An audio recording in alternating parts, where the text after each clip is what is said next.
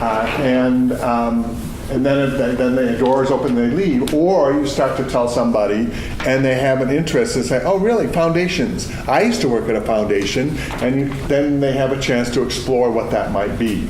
So you want anywhere from 30 seconds to 2 minutes. You want to say your name. Let's not forget that. You want to say your area of interest, the kind of work that you do or how you can work with them. And then the last two are really critical. What makes you competitive and different from some of the others? And to your point, Ian, about who they're hiring and what they want to bring in, this is sort of your chance to say, from your experience, this is what I bring to them.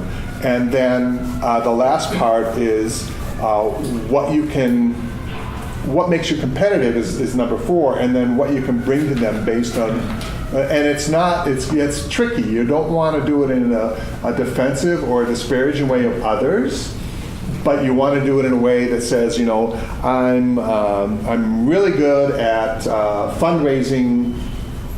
Have an example, and what I can bring is I am so tenacious. I never give up on calling the people that are on the fundraising list. I didn't say that well because I'm not in fundraising, but you have to just, other than saying, well, I'm an accountant and I want to work in a bank, doesn't help me help you, doesn't get you anywhere. But saying, my name is Douglas and my area of interest is in healthcare, the work that I do is I manage training programs, what makes me competitive and then what I can bring to an employer are the two pieces that will hopefully help me stand out. And that's what goes into your positioning statement. You have to practice these with people. You have to practice them out loud.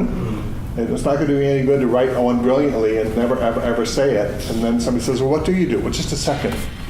And then I start reading to you. So you have to practice that. So those two pieces I'm giving you as homework. And practice them. If you come back for interviewing workshops, you can bring that in. You can try that with people.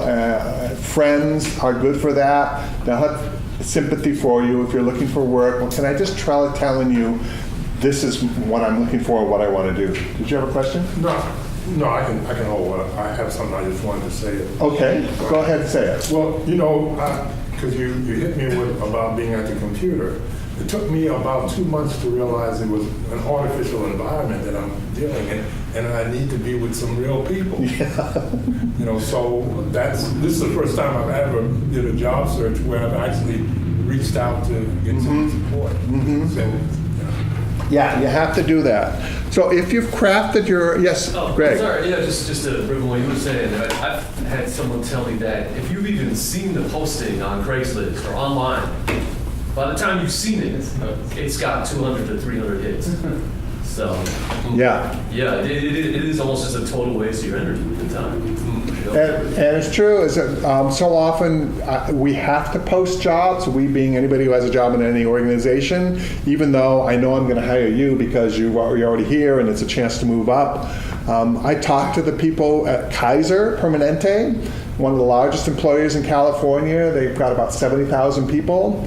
And again, it's a good, bad situation. The bad situation is that they hire and promote from within as much as possible. So we tell people strategically, if you want to work at Kaiser, move to Modesto, get a job with them, and then work your way up. And I'm serious. People that want to work in healthcare, they say, I want to work at Kaiser right over here on Geary. It's like, forget it. Unless you've really got that particular skill set they want, it's not going to happen.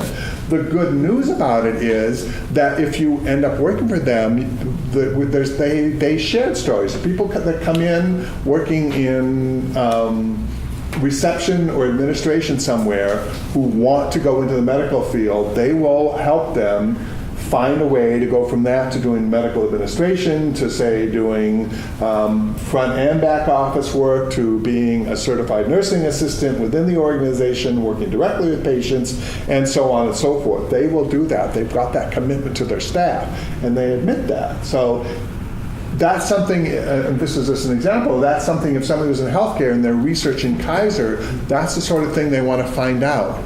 I'm more likely to get a job at Kaiser if I move outside the Bay Area. And Ian said, everybody wants to live here. So you have to analyze that. If this is absolutely the work I want to do, and 10,000 people want to do that work in San Francisco Bay Area, I may need to go somewhere else to get the experience. Now that's easy to say. If you've got a family, you've got a house, you've got things here, that makes it difficult. But it's sort of a decision point. You know, how much do I want to do this, or do I need to do something else? Yes, Yeah, but sir. the only problem is you don't want to go to a place where it's 25% unemployment, where Right. no one wants to be there. But Well, at least there's that you can work. see at Kaiser, they are looking for people to move to Fresno, Modesto, to move up where they have facilities that are out there.